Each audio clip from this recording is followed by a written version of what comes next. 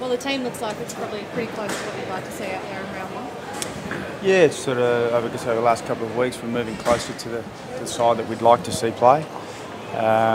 Real benefit this week of still having 8 on the interchange, so it still gives you some flexibility as well. So they're in pretty good shape, they're looking forward to the trip.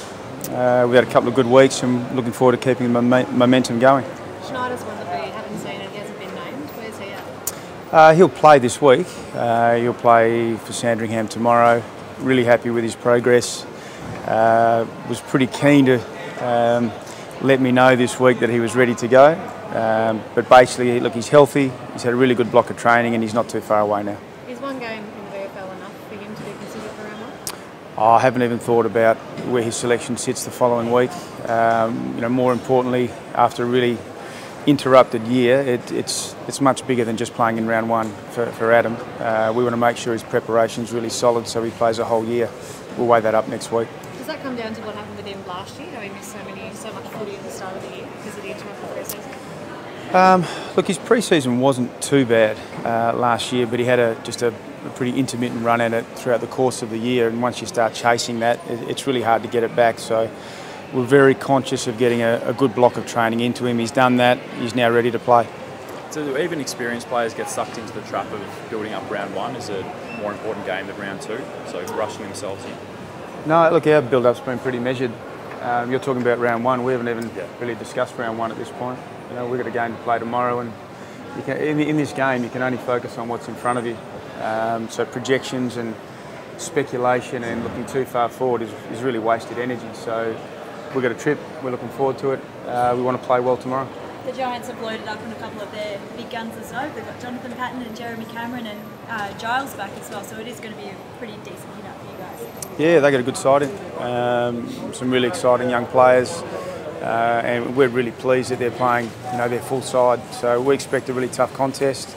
They've got some great contested ball winners, and the names you mentioned are going to be names we're talking about over the next 10 years. So we're looking forward to that challenge. Have you set any targets at all for the game? Any targets that you'd like to hit in some key areas?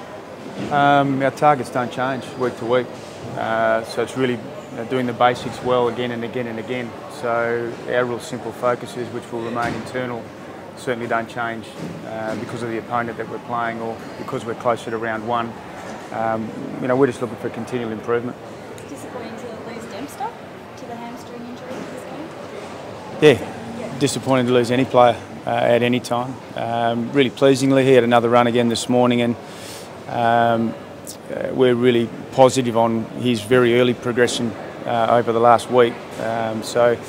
He's really optimistic, ran really well this morning. We'll see where he sits in a week or two. Tom Simpkins, another one we haven't seen yet. We're not going to see this week at senior level at least. Where's he at? He's playing at Sandringham this week. It's tougher spots, which is what we like. Tom, he had a minor niggle 4 or 5 weeks ago that just interrupted what was a pretty good pre-season for him. And again, he just gets squeezed out of a list that's pretty healthy at the moment, and he needs to earn his spot. He'll do that. He's a good player.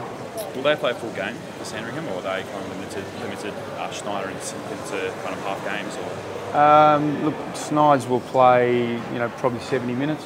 The rest of them will play pretty close to full time. Are you in a slanging match with Brendan Goddard, or are you going to enter into one? No, you're going to have to work a little bit harder to get a headline here today. He called you Hobbit and a dwarf. It was in good fun. Do you have a reaction to it, though? Nah, look, I really respect Brendan.